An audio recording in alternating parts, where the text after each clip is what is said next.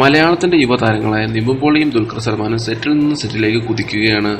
മലയാളത്തിൽ നിന്ന് മാത്രമല്ല അന്യഭാഷകളിൽ നിന്നും ഇരുവർക്കും മികച്ച പ്രൊജക്ടുകളാണ് ലഭിക്കുന്നത്.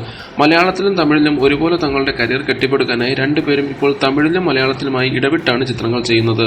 മാത്രമല്ല നിവിനും ദുൽഖറും ഇപ്പോൾ തിരഞ്ഞെടുക്കുന്ന കഥാപാത്രങ്ങളുടെ കാര്യത്തിലും സാമ്യം പുലർത്തുന്നുണ്ട്.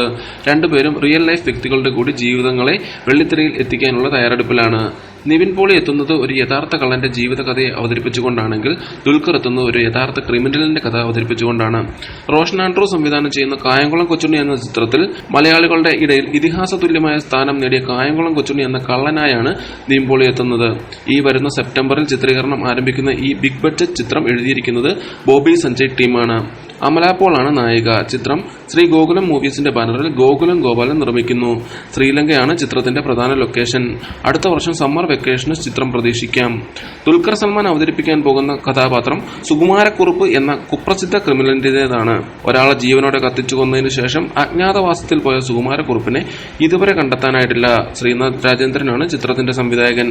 ദുൽഖറിന്റെ അരങ്ങേറ്റ ചിത്രമായ സെക്കൻഡ് ഷോ സംവിധാനം ചെയ്തതും ശ്രീനാഥ് രാജേന്ദ്രനാണ്. ഈ വർഷം അവസാനമോ അതോ അടുത്ത വർഷം ആദ്യമോ ചിത്രത്തിന്റെ ചിത്രീകരണം തുടങ്ങും എന്നാണ് സൂചനകൾ. കൂടുതൽ സിനിമാ വാർത്തകൾക്കായി ഈ ചാനൽ സബ്സ്ക്രൈബ് ചെയ്യുക.